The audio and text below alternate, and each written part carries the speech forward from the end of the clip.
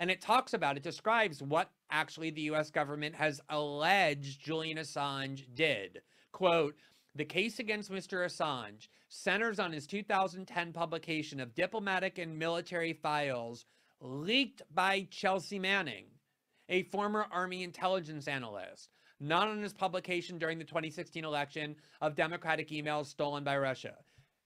The New York Times is correct. That is exactly what they're accusing him of doing.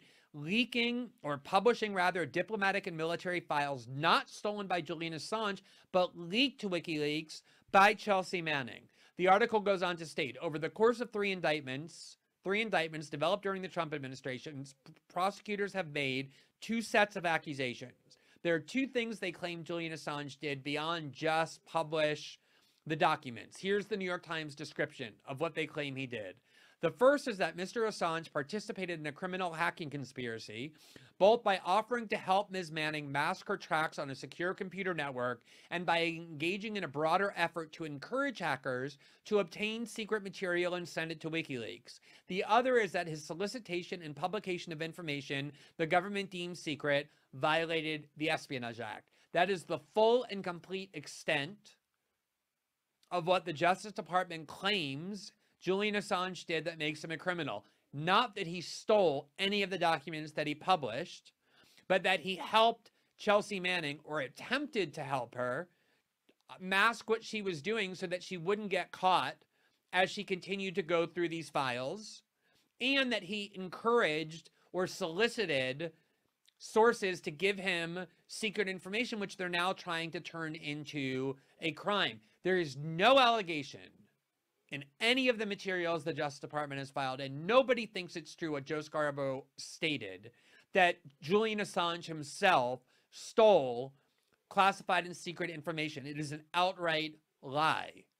Now, this argument that the government is making, that he's a criminal because he tried to help his source mask herself so she didn't get caught, and tried to solicit, and that WikiLeaks solicited or encouraged sources to provide classified information. The reason why this is so dangerous, that press freedom groups around the world are condemning this prosecution, which is now in the hands of the Biden Justice Department, as such a grave threat to press freedom, is because all media outlets, mainstream media outlets, do exactly this. Every day you can go on Twitter and see reporters encouraging sources saying, if you have classified documents or government or state secrets that you want to leak to me, here's my number on Signal, here's how you can do it. Encouraging sources to give you information is the essence of investigative journalism.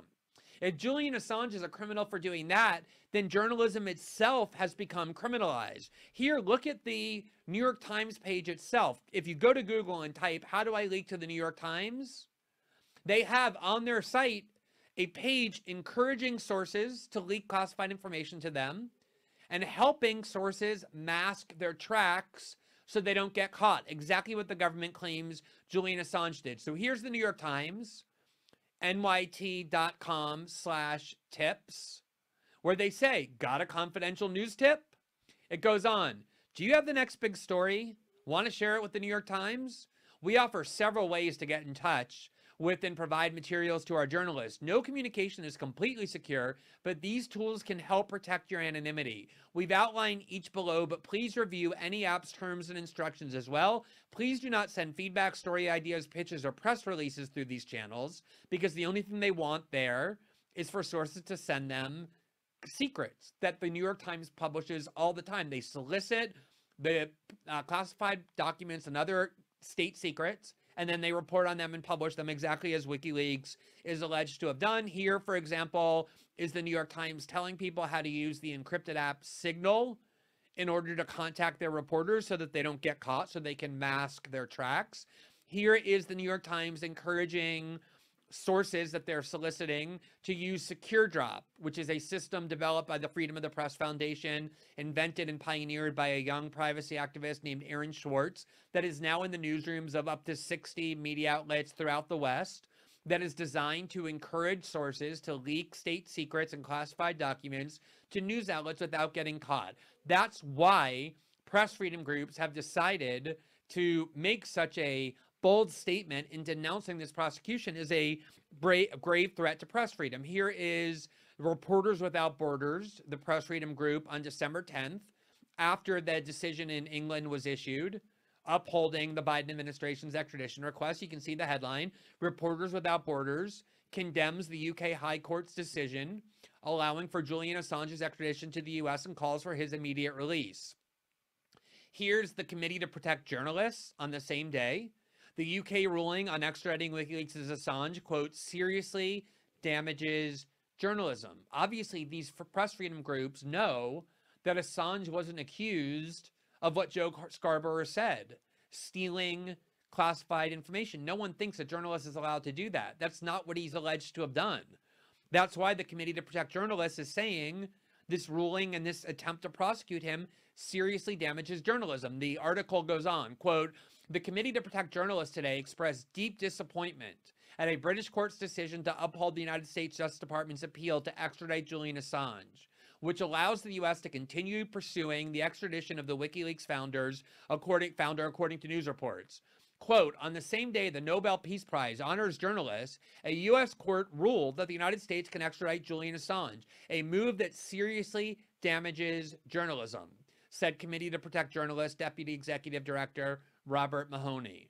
This is why it is so surreal to watch people who call themselves journalists, but who obviously aren't, like Joe Scarborough and many others, like Jim Acosta on CNN, who did the same thing, justifying the prosecution of Assange because he's not accused of stealing anything. He's accused of encouraging sources to publish, to provide materials to him that are in the public interest, like every media outlet does. Here's the freedom of the Committee to Protect Journalists goes on. The U.S. Justice Department's dogged pursuit of the WikiLeaks founder has set a harmful legal precedent for prosecuting reporters simply for interacting with their sources. Do you see the Committee to Protect Journalists describing correctly what he's accused of doing? Simply for interacting with their sources, not, as Joe Scarborough claimed, for stealing documents.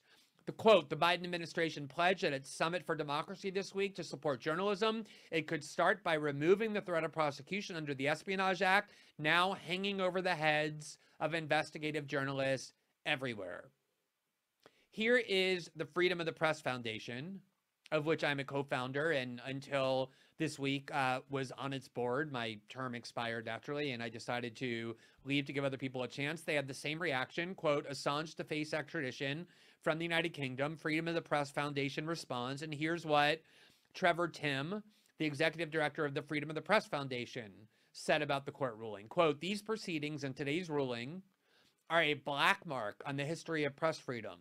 That United States prosecutors continue to push for this outcome is a betrayal of the journalistic principles the Biden administration has taken credit for celebrating. As brave whistleblowers have explained for decades, this kind of abuse of the Espionage Act against sources and now journalists and publishers is an embarrassment to basic ideals of justice and to core First Amendment values.